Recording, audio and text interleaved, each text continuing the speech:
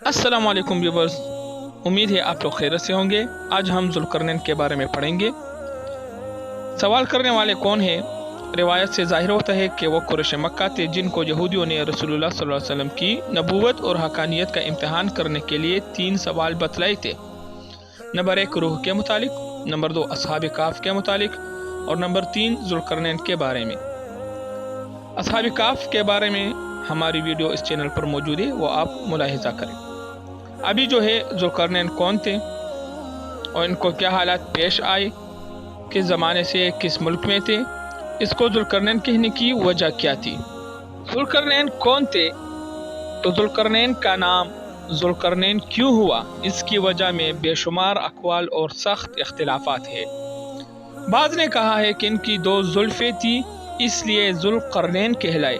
बाज़ ने कहा कि मशरिक़ व मग़रिब के ममालिक पर हुक्मरान हुए इसलिए ज़ुल्करनैन नाम रखा गया।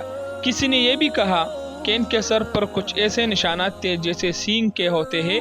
बाज़ रिवायात में है कि इनके सर पर दोनों जानिब चोट के निशानात थे इसलिए ज़ुल्करनैन कहा गया। वल्लाहु आलम। मगर इतनी बात मुतअय्यन है कि कुरान ने खुद इनका नाम ज़ुल्करनैन नहीं रखा, बल्कि यह नाम यहूद ने बतलाया। इनके यहाँ इस नाम से इनकी शोहरत होगी। वाक़या ज़ुल्करनैन का जितना हिस्सा कुरान करीम ने बतलाया है वो सिर्फ इतना है कि वो एक सालिह अदिल बादशाह थे जो मशरिक़ व मग़रिब में पहुँचे और इन ममालिक को फ़तह किया और इनमें अदल व इंसाफ की हुक्मरानी की।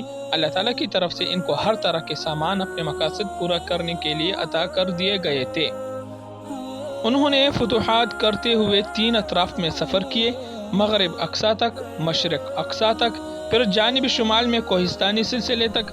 इसी जगह उन्होंने 2 पहाड़ों के दरमियानी दुर्रे को एक अज़ीमुश्शान आहनी दीवार के ज़रिए बंद कर दिया, जिससे याजूज माजूज की ताकत व ताराज से इस इलाका के लोग महफूज हो गए। यहूद ने जो सवाल रसूलुल्लाह सल्लल्लाहु अलैहि वसल्लम की हकानियत और नबूवत का इम्तिहान करने के लिए पेश किया था, वो इस जवाब से मुतमईन हो गए। उन्होंने मज़ीद ये सवालात नहीं किए कि इनका नाम ज़ुल्करनैन क्यों था, ये किस मुल्क में है, किस ज़माने में थे। इससे मालूम होता है कि इन सवालात को ख़ुद यहूद ने भी गैर ज़रूरी और फजूल समझा। और ये ज़ाहिर है कि कुरान करीम तारीख़ व क़सस का सिर्फ इतना ही जिक्र करता है जिससे कोई फ़ायदा दीन या दुनिया का मुतालिक हो, या जिस चीज़ पर किसी ज़रूरी चीज़ का समझना मौकूफ़ हो।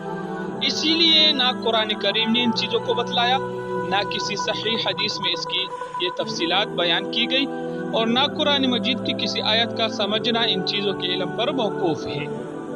इसीलिए सलफ़ सालिहीन, सहाबा व ताबिईन ने भी इस पर कोई ख़ास तवज्जो नहीं दी।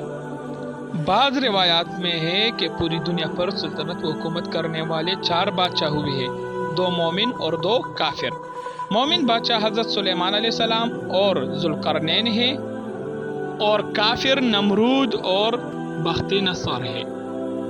अब कुरान करीम में जिस ज़ुल्करनैन का जिक्र किया है, इनके नबी होने में तो उलमा का इख्तिलाफ है कि नबी है या नहीं है, मगर मोमिन सालिह होने पर सबका इत्तिफाक है और खुद कुरान की नुसूस इस पर शाहिद है। इस वीडियो का पार्ट 2 देखने के लिए अगली वीडियो का इंतज़ार कीजिए। तब तक के लिए अल्लाह हाफ़िज़ वस्सलाम।